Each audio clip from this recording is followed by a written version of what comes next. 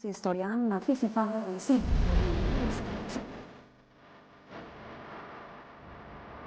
Sa projekte që më shpënit.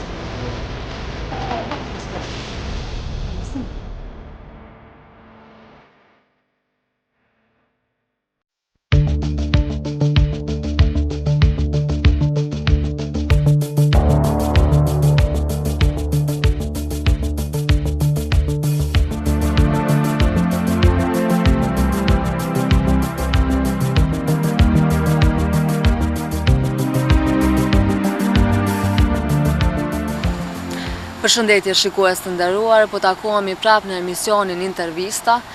Kësaj radhe kemi vendosur që të diskutojmë një temë që ka të bëjë me realizimin e një projekti në Gjakovë për vetëdijsimin e femrave që të shkollohen në drejtimet hoteleri dhe turizëm. Konkretisht në lidhje me këtë janë qendra për avokim dhe diplomaci në bashkëpunim me Syrin e Vizionit, të cilat po realizojnë një projekt për të vetëdijsuar këto femra që të merren më shumë me këto drejtime. Unë ofër kam menaxherin e këtij projekti, Saranda Dobrunen. Mirë se erdhe Saranda. Saranda, mundesh me na tregu më shumë lidhje me projektin, pse keni vendosur mi realizu një projekt tillë dhe që sa kohë ka nisë implementimi i tij? Shpare ju falenderojmë për mbështetjen edhe për hapësirën e rezervuar për bisedën rreth këtij projekti. Ne kemi vendosur për me implementu dhe realizu këtë projekt, për arsye sepse në bashkëpunim edhe me Syri Vizionin dhe me organizatën austriake ADA dhe në bashkëpunim me organizatën Volkshive, e kemi pa shumë të arsyeshme që tema e këtij projekti të jetë shkollimi i femrave në drejtimet e hotelerisë dhe turizmit. Dhe ky projekt ka filluar të implementohet nga periudha aprilli 2016 dhe periudha përmbyllëse e projektit do të jetë fundi shtatorit 2016. Mirë, a mundesh pak me na tregu se çka përfshihet në këtë projekt, cilat janë format që keni menduar ju mi realizu projektin? Në këtë projekt përfshihen kryesisht grupet e caktuara të interesit, të cilat i kemi zhvilluar edhe në bazë të intervistave, ku pjesë e këtij projekti kanë qenë shkolla profesionale kadrikosare dhe 4 shkolla fillore. Pjesë e këtij projekti është edhe vetëdijsimi sa më i madh i vajzave kryesisht të klaseve të nënta për të orientuar në drejtimet e hotelerisë dhe turizmit. Format e realizimit të projektit janë intervista me secilin drejtor të shkollave veç e veç, intervista apo ligjërata me nxënësit e klaseve të nënta duke përfshirë shumicën e femrave vajza, dhe kemi mbajtur po ashtu takime edhe me drejtorishën e arsimit, komunën Gjakovës, po ashtu edhe me drejtorin e punësimit të Gjakovës, zotrin Kujtim Dula. Arsyet e këtyre bisedave dhe takimeve kanë qenë që informimi për këtë projekt të jetë sa më i madh dhe të jetë çështja e problematik të jetë sa më drejt për drejt për me zgjedhë të ardhmen problemin e tillë. Mirë, në fillim e tregum që implementimi i projektit është si pilot projekt në Gjakovë. Pse keni vendosur bashkë në Gjakovë mi realizu? Arsyeja pse kemi vendosur në Gjakovë, domethënë është sepse projekti ka pas me realizu në Kosovën Perëndimore, ku janë kanë të përfshira si pilot projekte 3 regione, regioni Prizrenit, i Gjakovës dhe regioni i Pejës. Kjo domethënë nuk ka arsyeja vetme që 3 regionet të jenë të përfshira në këtë projekt. Deri në këtë periudhë që po flasim, cilat janë të gjeturat e këtij projekti, sa janë të përfshira femrat në këto 2 drejtime, hoteleri dhe turizëm? Deri me tani na jemi fokusuar që të bëjmë intervista edhe me bizneset në komunën e Gjakovës dhe të gjeturat e këtij raporti janë sepse që në shumicën e bizneseve në Gjakovë përfshirja e femrave kryesisht në hoteleri dhe turizëm është në një përqindje jashtëzakonisht shumë të vogël, duke mos thënë që nuk përfshihen fare. Po ashtu të gjeturat e këtij raporti janë se edhe në shkollën profesionale kadrikosare ka pasur mjaft pak interesim të vajzave për të shkuar në drejtimin e hotelerisë dhe turizëm, gjë që ka bërë që shumica femrave të inkuadrohen apo të orientohen në drejtime të ndryshme, duke marrur atë në drejtimet ekonomisë, në drejtimet e juridikut e tjera. Do të thonë që një raport me gjithë përfshirës do të jetë edhe në fund të realizimit të projektit, duke pasur parasysh që do të kemi edhe një pjesë të projektit për me realizu në Komunë Gjakovës, mirë po deri me tani rezultatet që sa është përfshirja femrave në hoteleri dhe turizme nuk janë qenë as pak të kënaqshme. Mirë, a keni mujtë gjatë këtyre të gjeturave, dhe më thënë mi kuptu se pse ndodh një gjë e tillë, pse femrat nuk i zgjedhin këto dy drejtime, hoteleri dhe turizëm? Ne gjatë hulumtimit kemi parë që shumica femra arsyet kryesore pse nuk kanë shkuar në këto ka qenë mos informimi i dur dhe i saktë në lidhje me drejtimet e hotelerisë dhe turizmit. Në këto raporte ka munguar po ashtu edhe vëdësimi i femrave se si mund të qasen e punë sa më lehtë nëse kryen këto dy drejtime.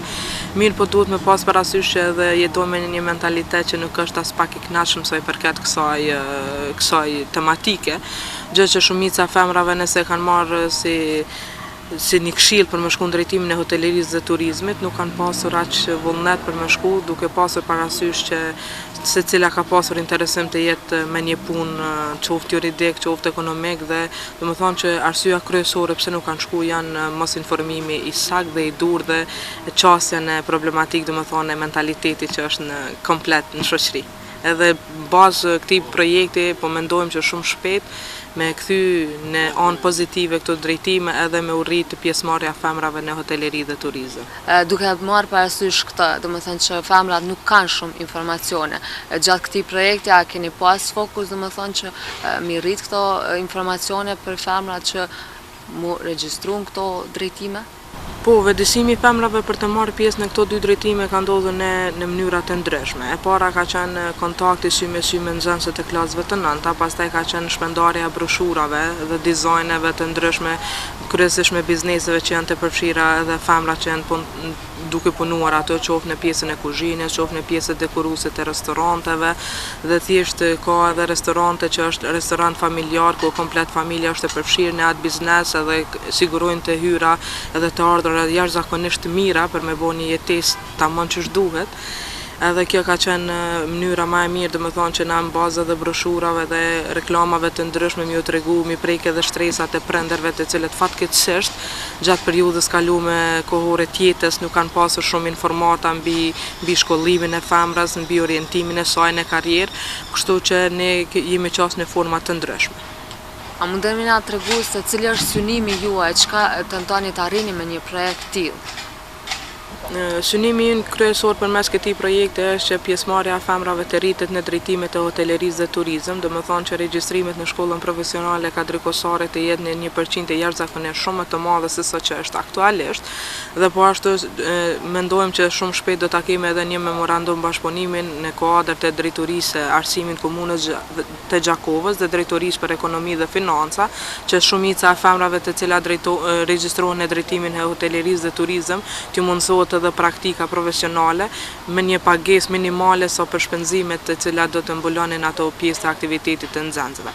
Kjo do të ishte mënyra më e lehtë dhe më e mira që shumë femra të qasen në tregun e punës dhe të ndryshojnë orientimin e karrierë. Sa jeni të kënaqur me arriturat e këtij projekti dhe sa kanë qenë femrat të gatshme me qenë pjesë e tij? Duke u bazuar në punën e cila është bërë deri më tani, kemi vërejtur që rezultatet kanë filluar të përmirësohen. Kjo do të thonë që vetë takimi me nxënës, takimi me krerët institucional që kanë të bëjnë me problematikën e këtij projekti, do të thonë me temën e këtij projekti, deri më tani kemi rezultate më të mira se sa që janë kanë të kaluar, mirë po nuk do të thonë që kjo është e mjaftueshme për të ndryshuar një gjë të tillë. Ne do vazhdojmë edhe në të ardhmen të kemi projekte të ndryshme për vëdësime të tilla dhe shpresojmë një rezultate ende më të prekshme më të mira. Femrat kanë qenë të gatshme për të marrë pjesë gjatë realizimit të këtij projekti. Femrat kanë marrë pjesë po ashtu edhe në ligjërata dhe kanë marrë pjesë edhe në intervista të ndryshme nëpër biznese, duke parë edhe nga afër punën që bëhet në çdo biznes ku janë të pranishme edhe punëtore femra.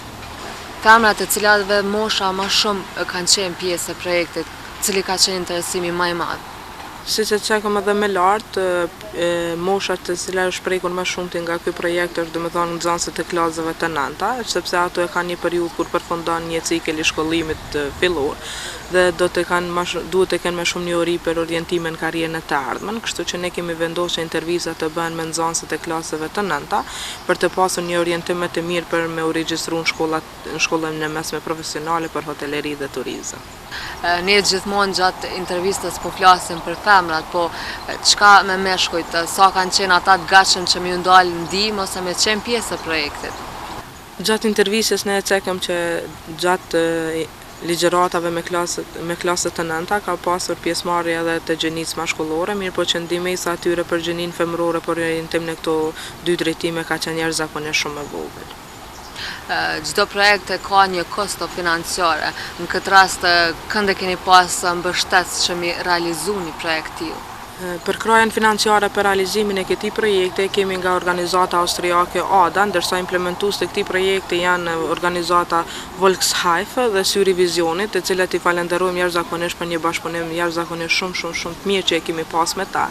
Dhe gjatë implementimit të këtij projekti dhe realizimit të këtij projekti kemi qenë në kontakte të vazhdueshme me monitoruesit e projektit dhe jemi kanë të hapur për këshilla, vërejtje dhe sugjerime për një realizim sa më të mirë të këtij projekti. Përveç mbështetjes financiare, keni pas aktorë tjerë të cilët ju kanë dalë ndihmë që mu realizu sa më suksesshëm ky projekt? Përveç ndihmës financiare, atëra tjerë të cilët na kanë dalur në ndihmë për këtë projekt dhe gjithashtu që i falenderojmë shumë janë edhe Drejtoria e Arsimit e Komunës së Gjakovës, kryeme drejtoreshën Diana, po ashtu i falenderojmë edhe drejtorët e shkollave të cilët e kanë shprehur një gatishmëri jashtëzakonisht shumë të madhe për me bashkëpunu me neve, po ashtu edhe nxënësit që janë atëret kryesorë të prekur nga ky projekt. Po ashtu i falenderojmë edhe pronarët e bizneseve të ndryshme, të cilët kanë qenë shumë të lirë me neve dhe na kanë mundësu me bëjt pjesë të intervistave dhe me pa punën e brenda restorante që bëhet brenda hoteleve, ku kryesisht ka pasur pjesëmarrës punëtore edhe femra. Në fillim na tregove që projekti do të përfundojë në shtator. Cili është mesazhi për femrat që me qenë pjesë e tij dhe me përfitu për një iniciativë të tillë? Mesazhi kryesor për femrat e klasëve të nënta është të orientohen sa më mirë në karrierën e tyre, sepse karriera e tyre është hapi i parë që e marrin për një punë të ardhmen.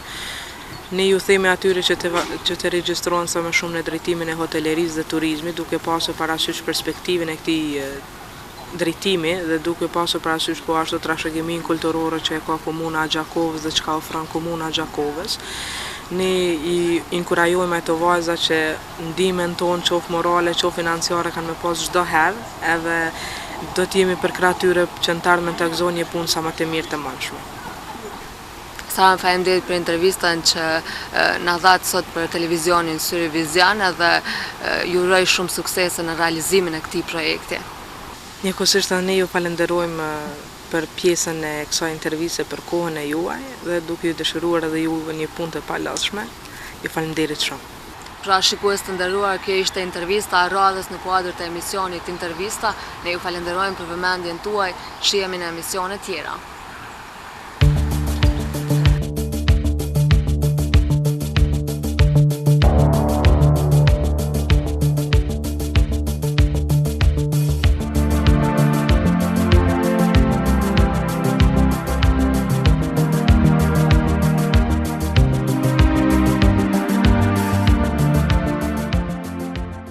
Historian, ma qui si fa sì.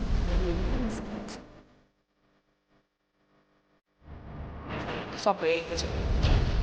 Sì.